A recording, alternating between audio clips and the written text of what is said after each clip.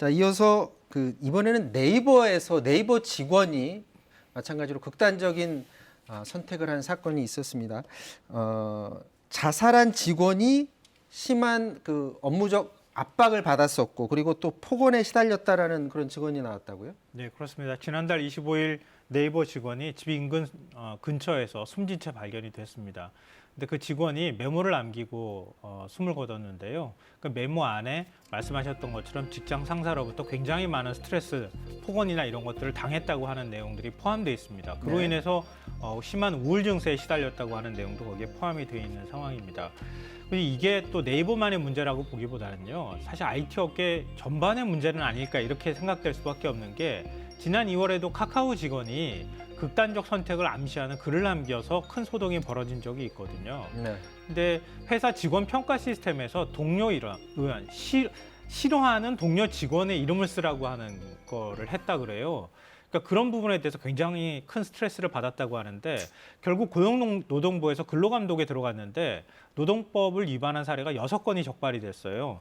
그리고 보면 임산부에게 시간에 근무를 하도록 강제한다거나, 아니면 일부 직원에게 연장 근무 시간을 기록하지 말라라고 한다거나, 연장 근무를 쓰지 말라고 그래요? 예, 이런 일들이 있었다고 하는 사실이 근로감독을 통해서 확인되는 일도 있었고요. 직원들 사이에서는 직원 평가 시스템도 불공정하고 투명하지 않다, 이런 불만도 있다고 합니다. 카카오 같은 경우는 고급 호텔 숙박권을 선별적으로 좀 지급을 했다고 하던데요. 도대체 무슨 평가 근거를 가지고 직원들을 이렇게 차별하느냐, 이런 내부 불만도 좀 큰 상황이라고 합니다. 자, 네이버 노조 측은 이번 사건 이후에 자체 진상조사를 나섰다고 하는데요. 현재까지 파악한 내용이 있다고 합니다. 잠깐 듣고 오도록 하겠습니다.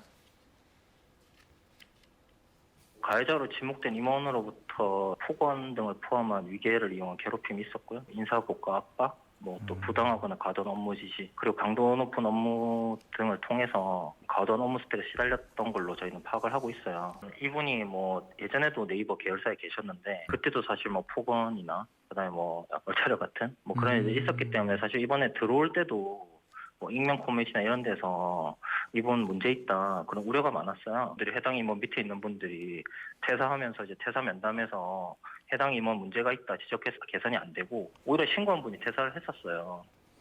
이번 사건이 앞서 전해드렸던 공군 여중사 사망 사건이랑 약간 비슷한 것으로 좀 느껴지는 부분이 있는 것 같은데, 폭언 당사자로 지목된 임원이 과거에도 비슷한 문제가 있어서 퇴사를 했다가 다시 입사를 했다라고 해요. 그런데 직원들이 계속 반대를 했는데도 재입사를 했고, 그 이후에도 폭언이 있으니까 이거 좀 문제 있다라고 또 마찬가지로 문제 제기를 했는데, 그 문제 제기가 받아들여지지 않았다는 거잖아요. 그러니까 받아들여지지 않을 뿐만이 아니라 문제 제기를 한 팀장들을 업무 배제를 시켰다라는 겁니다. 오히려 문제 제기를 한 사람, 너희들 뭐 하는 거냐? 말씀하신 것처럼 딱 그 공군 부대에서 벌어지는 거 상당히 유사한 부분이 있는 거예요. 피해자, 이런 피해를 일으켰던 사람이기 때문에 퇴사를 했는데 2019년도에 다시 재영입을 됐고, 근데 이제 재영입을 할 때 이게 창업자의 최측근으로 분류가 되는 임원이 재영입을 추진을 했고, 이후에 들어왔어도 아니나 다를까 비슷한 폭언이라든가 모욕행위가 있으니까 팀장들이 우리 직원들이 너무 힘들어한다라고 건의를 했는데, 그걸 묵살하고 오히려 그 팀장들을 나무랬다는 겁니다. 그러다 보니까 이 직원들은 보호장치 없이 그냥 맡겨졌던 셈인 거죠. 이게 지금 진행되는 얘기가 맞다면 지금 네이버 측의 대응이 굉장히 문제가 있어 보이는데, 네이버 측 입장은 뭡니까? 네이버 측에서는 사실 파악하고 어느 정도는 사실이 맞는 것으로 보인다라는 입장을 내놨습니다. 확인을 해야 되지만, 그래서 이제 조사가 끝날 때까지는 지금 관련된 사람들에 대해서는 직무를 하지 못하도록 하겠다, 이렇게 입장을 내놨는데요. 만약에 사실이면 피해를 입으신 분이 업무상 재해로 인정이 돼서 어느 정도 손해배상을 받을 수는 있을 것으로 보이는데, 문제가 이런 것들이 반복이 안 돼야 되는 거 아니겠습니까? 반복이 안 돼야 되는데, 직장 내 괴롭힘이나 이런 거는 사실상 과태료 수준입니다. 개기업 입장에서 봤었을 때는 형사처벌 안 돼요? 과태료 한 1,000만 원 가량이 회사에 들어가는 정도입니다. 사업주로 하여금 주의 의무를 주는 거죠. 직원들 관리 잘해라. 근데 이게 네이버 같은 대기업 입장에서 사실 그 돈이 그렇게 큰 돈이라고 보기는 어렵고요. 또 이 어떻게 보면 형사처벌 가해자로 지목된 사람 같은 경우도 문제가, 이분이 극단적 선택을 하는 바람에 실제 사건의 진상 같은 것들을 파악하기가 굉장히 어렵고, 또 우리가 형사법으로 갈 때는 극단적 선택을 하신 분의 어떤 그런 피해까지도 이 가해 행위 때문에 비롯된 것이라 잘 어지간해서 인정을 안 해줍니다. 그런 것들 어떤 제도의 미비점 같은 경우도 이 일을 부추긴 게 아닌가 싶습니다. 자, IT 업계에서는 이게 네이버만의 문제가 아니다. 업계 전체에 구조적인 문제가 드러났다라는 목소리도 나오고 있다고 합니다. 네이버 노조 측의 입장 다시 한번 들어보도록 하겠습니다. 이게 IT가 생각과 다르게 소수의 경영진에게 권력이 굉장히 많이 집중되어 있어요. 그러다 보니까 그 경영진이 이제 아끼는 사람인 경우에 견제가 되는 그런 시스템은 아닙니다. 그래서 사실 그 분들이 이제 평가하는 내용들이 바로 상위의 조직장이 평가하는 내용들이 저의 뭐 인센티브, 뭐 연봉, 뭐 스톡 옵션, 뭐 승진, 뭐 그 모든 거에 대한 권한을 갖고 있는 거거든요. 그러다 보니까 그분에게 되게 잘 보여야 되고 눈치를 볼 수밖에 없고.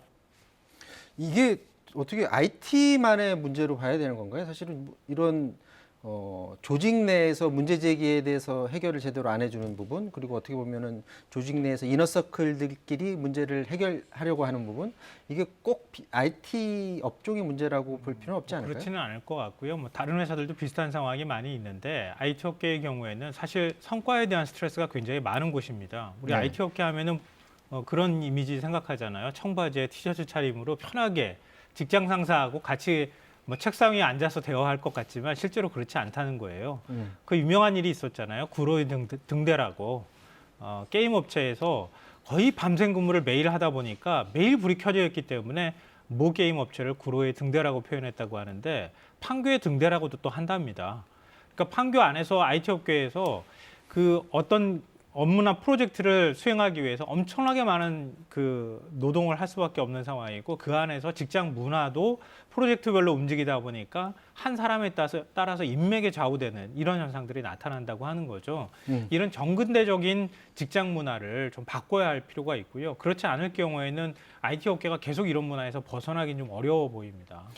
이런 문제 제기를 하는 게 문제 제기 자체를 당연하게 받아들이는 문화가 있어야 되는데 그게 아니라 문제 제기하는 사람 이상한 시선으로 보고 오히려 그 사람이 퇴사하고 이런 관행은 굉장히 잘못된 것 같은데 신고하는 사람들 자체도 그 신고했다가 보복당하는 것을 좀 두려워하는 면도 좀 있을 것 같아요. 그런 문제가 있는 것 같아요. 그러니까 이 직장 갑질을 없애려고 하기 위해서 이 직장인들을 상대로 올해 3월에 설문조사를 하니까 한 1,000명 정도 대상으로 했는데 직장 갑질을 당했다라는 사람들이 생각보다 많이 한 3분의 1 정도는 그런 일을 당했다고 합니다. 그런데 신고를 했었을 때 오히려 아무도 제대로 응대를 해주지 않았다라는 게 3분의 2가량이에요. 그러니까 신고를 하는 숫자, 강한 사람들에 비해서 신고를 해도 문제 해결을 받았다, 인정받았다 이런 사람들은 전혀 오히려 70%가 인정받지 못했다는 거고요. 불이익을 받았던 사람들이 또 70% 가까이 됩니다. 그 불이익 내용도 이런 겁니다. 직장 내에서 동료들 사이에 갑질이라든가 아니면 선배로부터 갑질을 당해서 어려움을 겪고 있다라고 신고를 했더니 그럼 갑질 당하지 않도록 하기 위해서 없는 먼 곳으로 보내주겠다라고 했다는 거예요. 인사 발령을. 이게 갑질 해결이 아니라 더 심각한 회사 차원의 어떻게 보면 왕따를 시키는 그런 현상이었던 거죠. 자, 이런 문제 해결하기 위해서 그 조직의 CEO가 알아서 개선을 해주겠지 이렇게 바라는 건 좀 아닌 것 같고 그것도 물론 필요하겠지만 법 제도적인 측면에서 좀 보완할 필요가 있는 부분이 있을까요? 그러니까 말씀드린 것처럼 근로기준법에 직장 내 갑질과 관련한 과태료가 도입된 것도 얼마 안 되긴 했습니다만 네. 고작 1,000만 원입니다. 기업 입장에서 1,000만 원을 생각하셔야 돼요. 개인의 벌금이 아닌 거거든요. 그보다 훨씬 많은 정도, 특히 이제 징벌적 배상이 여러 가지 문제에서 거론이 되는데 사실은 대표적인 기업 내의 이런 불법적인 어떤 불법 내지는 그런 어떤 걸로 인한 피해거든요. 그렇지 않고는 내부 고발이 안 되는 거예요. 자, 한 가지 좀 정정해 드려야 될 사항이 있습니다. 오늘 그 군대 내 성추행 방송 중에 군대 내 성추행 가해자가 탄원서까지 제출했다는 내용이 있었거든요. 그런데 탄원서를 제출한 사람의 신원은 아직 확인되지 않았다. 이렇게 다시 한번 정정해 드리도록 하겠습니다. 여기까지 하도록 하겠습니다. 지금까지 양지열 변호사, 김성환 평론가였고요. 저는 내일 다시 찾아뵙겠습니다. 고맙습니다.